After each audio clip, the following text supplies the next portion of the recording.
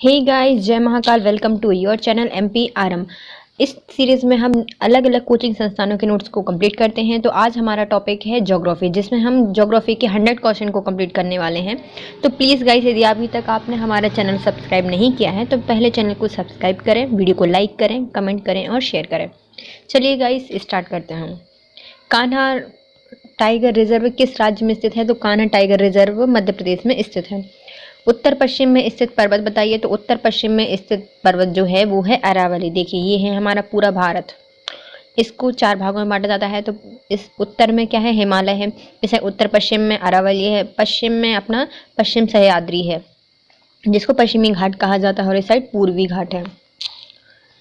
गिर के जंगल कहाँ पर पाए जाते हैं? तो गिर के जंगल गुजरात में पाए जाते हैं। भारत के खोरखुर या गोखुर कहाँ पाए जाते हैं? तो जो गोखुर झील होती हैं वो रण की कक्ष में पाए जाते हैं, गोखुर। वन्य प्राणी के कल्याण के लिए आरक्षित क्षेत्र को क्या कहा जाता है? तो जो वन्य प्राणियों के कल्याण के लिए जो क्षेत्र आरक्षित किया गया है उसको कहा जाता है उभयवन। नागरहोल नेशनल पार्क कहाँ पर है? तो नागरहोल राष्ट्रीय उद्यान बायोस्फीयर रिजर्व है नीलगिरी में। पचमढ़ी जीव संरक्षण क्षेत्र कहाँ पाया जाता है? तो जो पचमढ़ी है वो मध्य प्रदेश में स्थित। मध्य प्रदेश का शिवपुरी नेशनल पार्क किस लिए जाना जाता है या किस लिए महत्वपूर्ण है? तो जो शिवपुरी नेशनल पार्क है वो तेंदुआ और चीतल के लिए जाना जाता है। शिवपुरी में कौन सा है? माधव नेशनल पार्क है। उसी के पास श्योपुर, वहाँ पर है पालपुर कूरो नेशनल पार्क, जहाँ पर नामीबिया से मंगाए गए चीते वहाँ पर रखे गए हैं। मध्य प्रदेश में जीवाश्म राष्ट्रीय उद्यान कहाँ पर है? तो मध्य प्रदेश में जीवाश्म राष्ट्रीय उद्यान मंडला में है। चंपानेर पावागढ़ पुरातत्व उद्यान कहाँ पे है? तो चंपानेर और पावागढ़ जो उद्यान है वो गुजरात में पाया जाता है। चंपानेर पावागढ़ पुरातात्विक उद्यान गुजरात में स्थित है। दांदेली वन्यजीव अभ्यारण्य किस राज्य में स्थित है? दांदेली वन्यजीव अभ्यारण्य कर्नाटक में स्थित है। दांदेली डंडा लेकर लोग करते हैं नाटक, तो दांडेली वन्यजीव अभ्यारण्य कहाँ पे है? कर्नाटक में है। बांदीपुर राष्ट्रीय उद्यान कहाँ पे है? तो बांदीपुर भी कर्नाटक में स्थित है। अच्छे से बंठन की बिंदी बिंदी लगा के कर्नाटक करते हैं डंडा लेकर, तो डांडी और बांदीपुर कहाँ पर है? कर्नाटक में स्थित है। नागरहोल नेशनल पार्क कहाँ पर है? तो नागरहोल नेशनल पार्क भी कर्नाटक में स्थित है।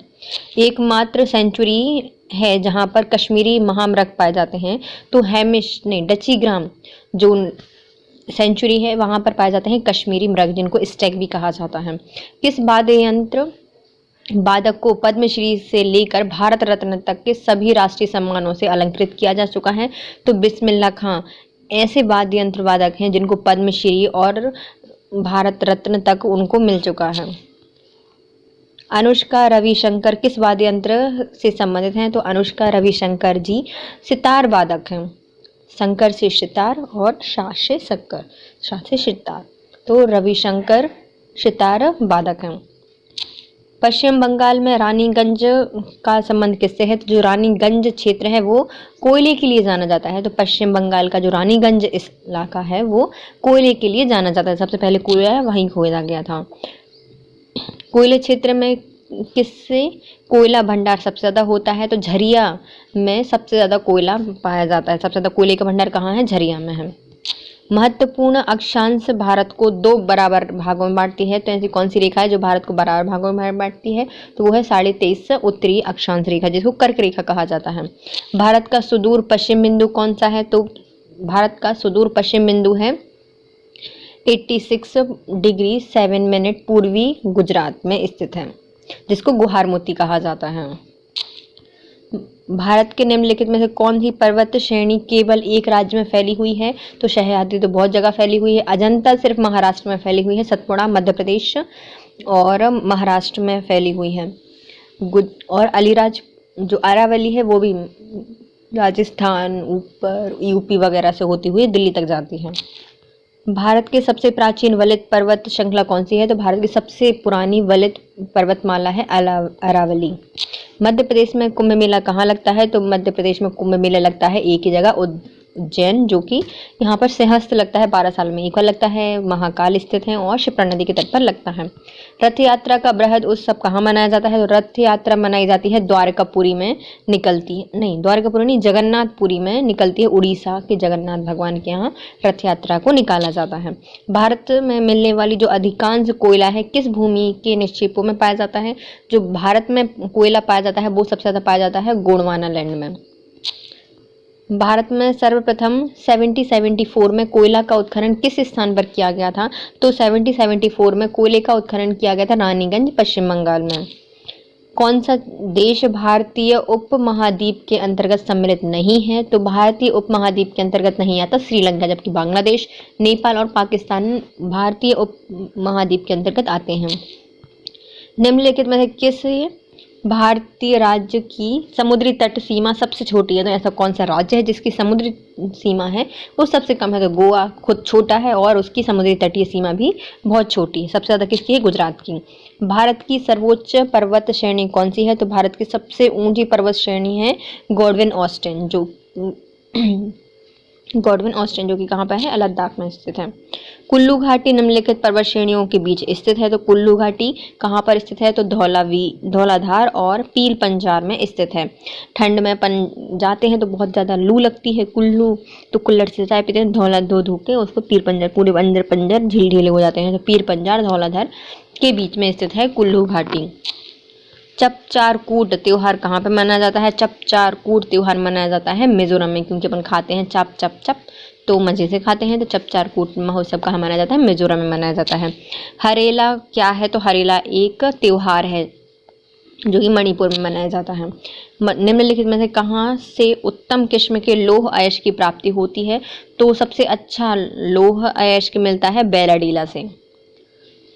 बैल पे ढो ढो के लेके जाते हैं बैराडीला से अयस्क, लौह अयस्क। कुद्रेमुख लौह खनिज परियोजना कहाँ पर स्टार्ट की गई है? तो कुद्रेमुख कर्नाटक में स्थित है। तो कुद्रेमुख लौह खनिज परियोजना भी कर्नाटक में स्टार्ट की गई है। भारत का सबसे अधिक विस्तृत भू आकृति प्रदेश कौन सा है? तो भारत में सबसे ज्यादा पाया जाता है दक्षिण का पठार। भारत के किस राज्य की सीमा नेपाल, भूटान, चीन तीनों देशों से लगती है? तो भारत का जो सिक्किम है वो ऐसा राज्य है जिसकी सीमा नेपाल, भूटान और चीन से लगती है। मणिपुर का अधिकांश धरातल क्या है? तो जो मणिपुर है उसका अधिकांश धरातल पर्वतीय है, क्योंकि पर्वतीय रीजन में आता है। तमिलनाडु और आंध्र प्रदेश के तट का नाम क्या है? तो तमिलनाडु और आंध्र प्रदेश के जो तट होते हैं उनको कहा जाता है कोरोमंडल।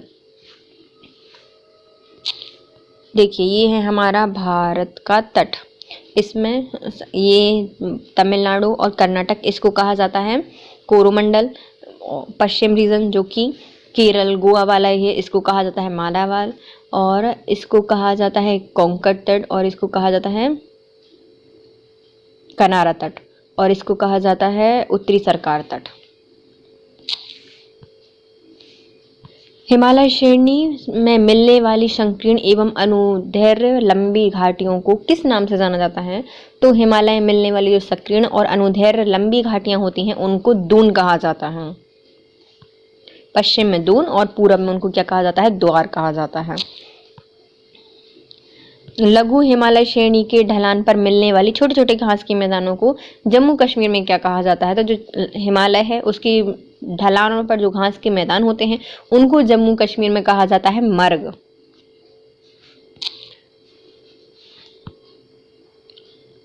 जैसे सोनमर्ग और गुलमर्ग ये जम्मू कश्मीर में कहा जाता है। सुविख्यात ठुमरी गायिका गिरिजा देवी का संबंध कहाँ से है? तो जो गिरिजा देवी हैं वो हैं बनारस से संबंधित, तो बनारस घराने से संबंधित हैं गिरिजा देवी। बनारस का पान खा के लोग गिर जाते हैं, तो गिरिजा देवी कहाँ से संबंधित है? बनारस घराने से संबंधित है। बेगम अख्तर का नाम किससे संबंधित है? जो बेगम अख्तर हैं वो जो शास्त्रीय गजल और ठुमरी गाती हैं तो उससे संबंधित है। बेगम अख्तर का नाम शास्त्रीय गजल और ठुमरी से संबंधित है। चूखा जल विद्युत परियोजना जो कि भारत और भूटान की संयुक्त परियोजना है किस नदी पर बनाई गई है? तो जो भारत और भूटान की संयुक्त परियोजना है वो बनाई गई है बांगचू नदी पर। क्या नाम है उसका? चूखा जल विद्युत परियोजना। भारत और भूटान की संयुक्त परियोजना है और बांचू नदी पर बनाई गई है। भूटान की कैपिटल क्या है? तो भूटान की कैपिटल है थिम्पू और उसकी संसद को कहा जाता है त्सोंगडू।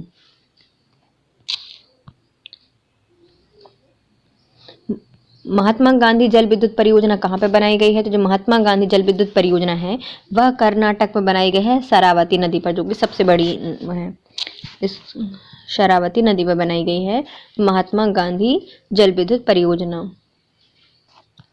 क्षेत्रफल के क्रम में भारत के 3 बड़े राज्य बताइए। तो सबसे बड़ा राज्य है राजस्थान, फिर उसके बाद आता है मध्य प्रदेश, फिर आता है महाराष्ट्र।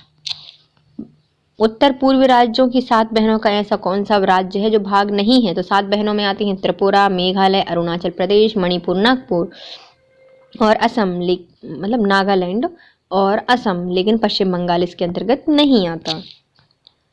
भारत मुख्यतः एक उष्णकटिबंधीय देश कहलाता है, निम्नलिखित में से इसका क्या कारण है? क्योंकि जो अक्षांशीय विस्तार है इसके कारण जो भारत है वो है एक उष्णकटिबंधीय देश के रूप में जाना जाता है। भारतवर्ष आकार में विश्व का कौन सा है? तो विश्व का 7वें नंबर का है। जनसंख्या में दूसरे नंबर पे आता है। दक्कन पास किसके बीच में स्थित है? जो दक्कन पास है वह अंडमान और छोटे अंडमान के बीच स्थित है। अंडमान निकोबार के बीच में स्थित है दक्कन पास, और दक्षिण अंडमान और छोटा अंडमान के बीच में स्थित है दक्कन पास। दीव एक द्वीप है जो कि कहाँ पे पाया जाता है? तो दीव एक द्वीप है जो कि गुजरात के तट पर के पास में स्थित है। निम्नलिखित में से किस राज्य में सबरीमाला मंदिर स्थित है? तो सबरीमाला मंदिर स्थित है केरल में। उत्तर पश्चिम में स्थित पर्वत कौन सा है? तो उत्तर पश्चिम में स्थित पर्वत है अरावली पश्चिम पर्वत। सबसे पश्चिम में कौन सा है? तो सबसे पश्चिम में पश्चिमी घाट कहा जाता है, जिसका नाम सह्याद्री भी है। दुनिया की सबसे ऊंची चोटी माउंट एवरेस्ट का नेपाल का लोकप्रिय नाम क्या है? तो जो माउंट एवरेस्ट है वो बहुत ऊंची है, उसको नेपाल में कहा जाता है सागरमाथा। गुरु शिखर चोटी किस राज्य में पाई जाती है? तो गुरु शिखर चोटी पाई जाती है राजस्थान में, जो कि किसकी है? अरावली पर्वतमाला की सबसे ऊंची चोटी है गुरु शिखर। यहाँ पर जैन मंदिर भी स्थित है। इकेबाना का जापानी रूप क्या है? तो इकेबाना किसका जापानी रूप है? तो इकेबाना एक फूलों की सजावट को कहा जाता है। इकेबाना एक एक करके बुनते हैं तो उसको क्या है? फूलों की सजावट है, जो कि जापानी रूप में जाना जाता है। भारत के किस भाग में बम्बू नृत्य किया जाता है? तो मेघालय में किया जाता है बम्बू नृत्य। मेघ गिरते हैं और बम्बू नृत्य करते हैं सब लोग। भारत के लिए समुद्री मार्ग की खोज का श्रेय किसको जाता है? तो भारत में समुद्री मार्ग की खोज की श्रेय जाता है वास्को डी गामा को, जो कि कहाँ से था? पुर्तगाली था। पूर्वी तटीय मैदान का एक अन्य नाम क्या होता है? तो पूर्वी तटीय मैदान का एक अन्य नाम है कोरोमंडल। उत्तरी सागर, उत्कल सरकार भी इसको कहा जाता है, मतलब और भी इसके नाम है। और ये गुजरात मैदान, कोरोमंडल, कोंकण और मालाबार कोंकण, गुजरात और मालाबार जो हैं ये, और कनारा तट ये पश्चिमी भाग में पाए जाते हैं, लेकिन जो कोरोमंडल है वो पूर्वी घाट में स्थित है। निम्नलिखित में से कौन सा सत्य है? तो भारत पूर्णतः उत्तरी गोलार्ध में है, तो ये सही है। भारत की आकृति चतुष्कोणीय है, तो ये सही है। क्षेत्रफल की दृष्टि से भारत विश्व के 7वें और जनसंख्या की दृष्टि से दूसरे स्थान पर है, तो ये भी सही है। सभी का ऑप्शन सही है। निम्नलिखित में कौन सा कथन असत्य है? तो क्षेत्रफल में मतलब जो भारत है वो ये है सही। भारत का क्षेत्रफल 8.6% मैदान है, तो ये असत्य है, क्योंकि मैदान है अपने पास 44 मैदान पाया जाता है, जबकि जो पर्वतीय क्षेत्र है वो है 29.3%, पठारी क्षेत्र है वो है 27.7%, और जो अक्षांशीय विस्तार है वो है 8 डिग्री 4 में उत्तरी अक्षांश से 37 डिग्री 6 मिनट उत्तरी अक्षांश। निम्नलिखित में से किस राज्य से होकर कर्क रेखा नहीं गुजरती? तो कर्क रेखा गुजरती है 8 राज्यों से, भारत के बीचों बीच से गुजरती है। भारत को 2 बराबर भागों में बांटती है, तो इसके 8 राज्य कौन कौन से हैं? तो गुजरात, राजस्थान, पश्चिम बंगाल, मध्य प्रदेश, झारखंड, छत्तीसगढ़, त्रिपुरा, मिजोरम, यहाँ से कर्क रेखा गुजरती है, लेकिन उड़ीसा से कर्क रेखा नहीं गुजरती। भारत का वह राज्य जिससे होकर कर्क रेखा गुजरती है तो झारखंड से गुजरती है, अभी पढ़ा था। निम्नलिखित में से कौन सी भारतीय लोक नृत्य है? तो गरबा भारतीय लोक नृत्य है, जबकि मोहिनी अट्टम, मणिपुरी और कथकली ये शास्त्रीय नृत्य हैं। मणिपुर में किया जाता है मोहिनी अट्टम जो है वो किया जाता है केरल में, और जो कथकली है वो भी केरल में किया जाता है, और जबकि कथक उत्तर प्रदेश में किया जाता है। निम्नलिखित में से युद्ध संबंधी नृत्य बताइए। तो युद्ध में किया जाता है मेघालय का बम्बू नृत्य, क्योंकि उसमें बम्बू के से डांस किया जाता है, तो युद्ध में इसका उपयोग कर सकते हैं। तो युद्ध नृत्य कौन सा है? बम्बू नृत्य है, जो कि मेघालय में किया जाता है। शेखावटी के लिए प्रसिद्ध नृत्य का नाम बताइए। तो जो शेखावटी के प्रसिद्ध नृत्य का नाम है गीदड़। शेख ही बटोरते हैं गीदड़, तो गीदड़ शेखावटी का प्रसिद्ध नृत्य है। नृत्य नाट्य सूर्य एवं शकरिया किस पेशेवर जाति से संबंधित थे? तो जो सूरदास हैं और जो शकारिया हैं वो भवाई जाति से संबंधित थे। भाव आते थे सूर्य को देखते, तो भावरिया और शकारिया ये दोनों भवाई जाति से संबंधित है। भारत का प्रादेशिक जल सीमा समुद्री तट की कितनी समुद्री मील की दूरी पर है? तो जो भारत की प्रादेशिक सीमा है वो 12 मील के अंतर्गत आती है। भारत के जो संलग्न क्षेत्र प्रादेशिक जल क्षेत्र है वो है 24 मील के अंतर्गत। और जो देखिए, भारत की जो प्रादेशिक सीमा है वो है 12 मील और संलग्न सीमा है वो है 24 मील। कौन सा राज्य पहले नेफा के नाम से जाना जाता था? तो पहले नेफा के नाम से जाना जाता था भारत का अरुणाचल प्रदेश, जो कि 7 सिस्टर के अंतर्गत आता है। पोर्ट विलियर स्थित है, तो पोर्ट विलियर स्थित है दक्षिणी अंडमान में। पोर्ट विलियर अंडमान निकोबार की कैपिटल है। यहाँ पर एयरपोर्ट पे है जो इसका नाम है वीर सावरकर एयरपोर्ट। निम्नलिखित में से किस राज्य की सीमा से राजस्थान सटा हुआ नहीं है? तो राजस्थान की सीमा किससे नहीं लगती? तो भैया महाराष्ट्र से नहीं लगती, गुजरात से लगती है, हरियाणा से लगती है, उत्तर प्रदेश से लगती है। संघ शासित प्रदेश दादर नागर हवेली भारत के निम्नलिखित में से किस राज्य के बीच में स्थित है? तो जो दादर नागर हवेली है वह गुजरात और महाराष्ट्र के बीच में स्थित केंद्र शासित प्रदेश है। निम्नलिखित में से वह राज्य कौन सा है जिसकी सीमा मिजोरम से नहीं लगती? तो मिजोरम से नहीं लगती है नागालैंड की, जबकि म्यांमार, असम और त्रिपुरा की जो सीमाएं हैं वो मिजोरम को स्पर्श करती हैं। वह क्षेत्र कौन सा है जिसकी सीमा अरुणाचल प्रदेश से नहीं लगती? तो अरुणाचल प्रदेश से असम लगता है, नागालैंड लगता है, भूटान लगता है, लेकिन मणिपुर नहीं लगता। गुदई राजा का संबंध किस वाद्य यंत्र से है? तो जो गुदई राजा हैं वो धीरे धीरे गुदगुदी करके तबला बजाते हैं, तो गुदई राजा का संबंध किससे है? तो तबला वादक से संबंधित है। निम्नलिखित में कौन सा एक वायु आधारित एक भारतीय संगीत वाद्य नहीं है? तो भारतीय संगीत वाद्य यंत्र नहीं है संवादिनी, जबकि ताउश, स्वरमंडल और रवाब ये भारतीय संगीत से संबंधित हैं, लेकिन संवादिनी भारतीय संगीत से संबंधित नहीं है। अढ़ाई दिन का झोपड़ा कहाँ पर स्थित है? तो अढ़ाई दिन का झोपड़ा ऐबक ने बनवाया था और यह अजमेर में बनाया था, सरस्वती विश्वविद्यालय को तोड़कर बनवाया था। लोक नृत्य और राज्य के युग्म में सही सम्मिलित कौन सा नहीं है? तो झूमर नृत्य हरियाणा में नहीं किया जाता, झूमर नृत्य किया जाता है अपने झारखंड में, घूमर किया जाता है राजस्थान में, तमाशा महाराष्ट्र में किया जाता है, कजरी उत्तर प्रदेश में किया जाता है और बाउल यह पश्चिम बंगाल में किया जाता है। कौन सा एक सम्मिलित नहीं है? तो ये जो कर्मा होता है वो महोबा जाति नहीं करती, जबकि धुरिया बुंदेलखंड में किया जाता है, नटवारी पूर्वांचल में किया जाता है और धीवर कल्हार जाति करती है। जो धीवर होती है वो कल्हार जाति करती है, धुरिया बुंदेलखंड में किया जाता है और नटवारी पूर्वांचल में किया जाता है। काकागम धार्मिक लोक नृत्य संबंधित है, तो जो काकागम है वो तमिलनाडु से संबंधित है। काकागम धार्मिक लोक नृत्य तमिलनाडु से संबंधित है। उमाकांत और रमाकांत गुडेचा बंधु क्या करते हैं? तो जो उमाकांत और रमाकांत हैं ये द्रुपद गायक हैं, दोनों द्रुपद गाते हैं, दो पद गाते हैं, तो द्रुपद गाते हैं। कौन? रमाकांत, उमाकांत। गंगूबाई हुंगल जिनकी मृत्यु 2009 में हुई थी ये क्या है? तो जो गंगूबाई हंगल हैं यह प्रसिद्ध हिंदुस्तानी कंठ संगीत प्रसिद्ध हैं। तांडव नृत्य किससे संबंधित है? तो तांडव रस यह वीर रस और रौद्र रस से संबंधित है, जबकि जो गंगूबाई हंगल हैं वो हिंदुस्तानी कंठ संगीत से संबंधित हैं। बम्बू नृत्य कहाँ किया जाता है? तो मेघालय में किया जाता है, कुकी और नागा जनजाति द्वारा किया जाता है, युद्ध नृत्य है ये भी। पंडित किशन महाराज किस वाद्य यंत्र के प्रमुख वादक हैं? तो पंडित किशन महाराज यह बजाते थे तबला। बाल मुरली कृष्ण का संबंध किससे है? तो बाल मुरली कृष्ण बजाते थे वायलिन, बांसुरी नहीं बजाते थे। ये वाले कृष्ण क्या बजाते थे? इनके नाम में मुरली है ना, तो इसलिए ये क्या बजाएंगे? वायलिन बजाएंगे।